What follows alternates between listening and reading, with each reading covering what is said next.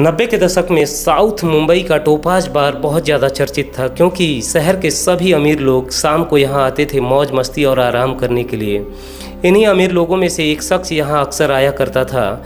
इस बार की खासियत ये थी कि यहाँ पर हीरोइनों की तरह हूबहू दिखने वाली लड़कियाँ रखी जाती थी। इन्हीं लड़कियों में से एक थी जिसका नाम था मुस्कान, जिसका था ये दीवाना। और इसी मुस्कान पर इस शख्स ने एक बार एक ही रात में 93 लाख रुपए उड़ा दिए। यहीं से ये मामला शुरू हुआ और पता चला इंडिया के सबसे बड़े स्टाम्प पेपर घोटाले का, जिसको अंजाम दिया था अब्दुल करीम तेलगी ने। जी हाँ दोस्तों, आज हम लोग बात करने वाले हैं इसी अब्दुल करीम तेलगी के बारे में।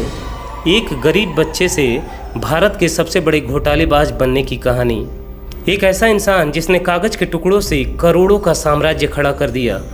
ये कहानी शुरू होती है कर्नाटक के खानापुर गांव से, जहां 1961 में एक गरीब मुस्लिम परिवार में अब्दुल करीम तेलगी का जन्म होता है। बचपन में ही इसके पिता की मौत हो गई। रोजी रोटी के लिए इसको स्टेशन पर फल बेचने पड़े। यात्रियों को किताबें पकड़ा पकड़ा कर इसने किसी तरह पैसे कमाए। लेकिन इस गरीब लड़के में एक अलग ही चमक थी। इसका दिमाग बहुत ही तेज था और ये था बहुत जिद्दी। बड़े सपने, बड़े ख्वाब और पढ़ाई करने की इच्छा ने इसको ला दिया सपनों के शहर मुंबई में। फिर नौकरी की तलाश में यह एक हाईफ्लिक्स नाम की कंपनी में काम करने लगा, जिसमें इसको सैलरी मिलती थी 3800 रुपये। मगर टारगेट पूरा ना कर पाने की वजह से इसको नौकरी से निकाल दिया गया। फिर इसने किसान गेस्ट हाउस नाम के एक गेस्ट हाउस में काम शुरू कर दिया, जहां पर काम करते करते इसको गेस्ट हाउस के मालिक की साली शाहिदा से प्रेम हो गया और इसने शाहिदा से शादी भी कर ली। शादी के बाद जब खर्चे बढ़ने लगे तो इसने सऊदी अरब जाने के बारे में सोचा और ये सऊदी अरब जाकर 7 साल वहाँ काम करता है, मगर वहाँ भी यह नौकरी से संतुष्ट नहीं था। फिर यह भारत लौट आया और आँखों में एक बड़ा सपना लेकर लौटा, जिसमें कि अमीर बनना है, वो चाहे जैसे भी हो। और इसी सपने ने जन्म दिया इंडिया के सबसे बड़े स्टैम्प पेपर घोटाले को। तेलगी ने भारत आकर एक ट्रैवल एजेंसी शुरू की और जिसका नाम रखा AR एसोसिएट्स। असल में ये फर्जी वीज़ा और पासपोर्ट बनाने का गोरख धंधा था। वो गरीब लोगों को खाड़ी देशों में भेजने के नाम पर ठगने लगा, लेकिन ये सिर्फ एक ट्रेलर था। उसकी असली फिल्म तो अब शुरू होनी थी। विदेश भेजने में ठगी के नाम पर उस पर एक केस हुआ, जिसकी वजह से उसे जेल जाना पड़ा। जेल में उसकी मुलाकात होती है एक ऐसे शख्स से जिसने स्टैम्प पेपर के बारे में और उसकी काली कमाई के बारे में इसको बताया। तो तेलगी की समझ में आया कि असली पैसा तो कागज़ में है।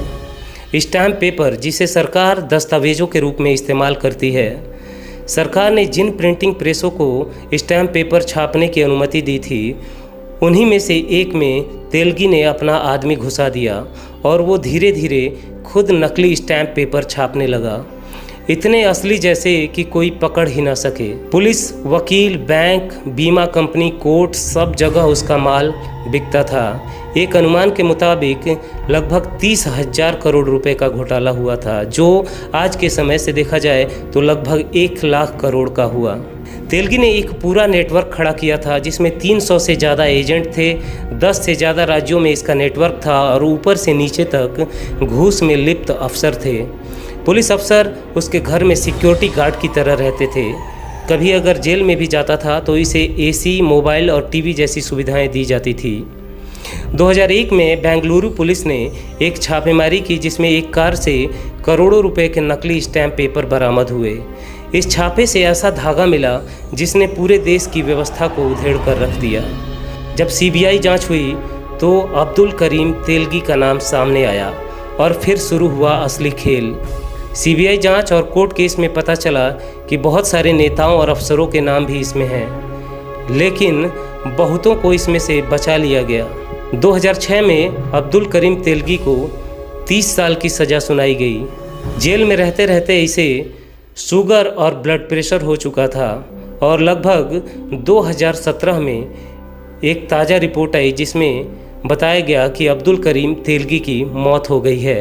मगर मरते मरते भी तेलगी ये पूछता रहा कि मैं इस घोटाले में अकेले नहीं था, लेकिन फिर मेरे साथ कोई और क्यों नहीं पकड़ा गया।